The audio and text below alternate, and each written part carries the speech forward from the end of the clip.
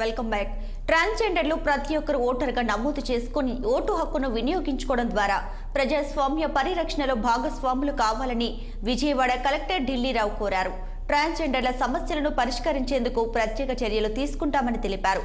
Systematic voters education and electoral participation కార్యక్రమంలో భాగంగా జిల్లా కలెక్టర్ ఢిల్లీరావు ట్రాన్స్జెండర్స్ తో ప్రత్యేక సమావేశాన్ని నిర్వహించారు.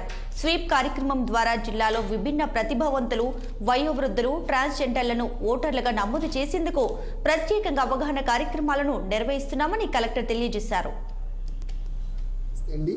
నేను మాట్లాడుతున్నాను నవ్య, విజయవాడ నుంచి.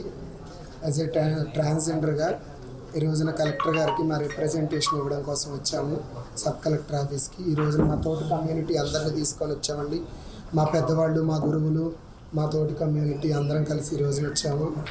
ఏంటంటే సమాజంలో మమ్మల్ని గుర్తించారు, ఇంకా ఇంకా ఇంకా ముందు నుంచి కూడా మమ్మల్ని అన్ని రంగాల్లోనూ ఇన్వాల్వ్ చేయాలని మేము కోరుకుంటున్నాం. అట్లాగే మాకు చిన్న చిన్న కోరికలు ఉన్నాయి. సమాజంలో అందరితో పాటు సమానంగా మాకు ఎక్కడైనా ఒక కాలనీ లాగా ఇళ్ల స్థలాలు ఏమైనా మాకు ఇస్తే ఇంకా బాగుంటుందని మేము అందరం కోరుకుంటున్నాం. అట్లాగే మా తల్లిదండ్రులతో పాటు ఉన్న రేషన్ కార్డులోంచి మమ్మల్ని తొలగించి మాకు ప్రత్యేకంగా రేషన్ కార్డులు ఇస్తే మాకు ఉపయోగకరంగా ఉంటుంది. అలాగే మాలో చాలామంది ఆరోగ్య పరిస్థితులు సరిగా లేక, భిక్షాటన చేసుకోలేక చాలా ఇబ్బందులు పడుతూ ఉన్నారు.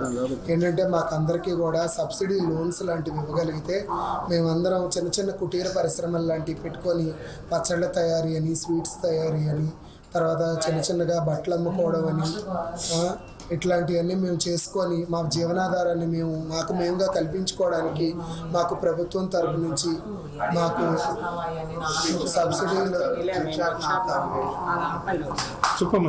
మాకు ఇప్పించవలసిందిగా కోరుకుంటున్నాము. అలాగే మాకు ఇంకా కావాల్సిన సదుపాయాలు ఎన్నో ఉన్నాయి. మౌలిక సదుపాయాలు ప్రభుత్వం తరపు నుంచి మాకు పెన్షన్లో పెంపుదల ఇట్లాంటివన్నీ మాకు ఇవ్వాలని చెప్పి మేము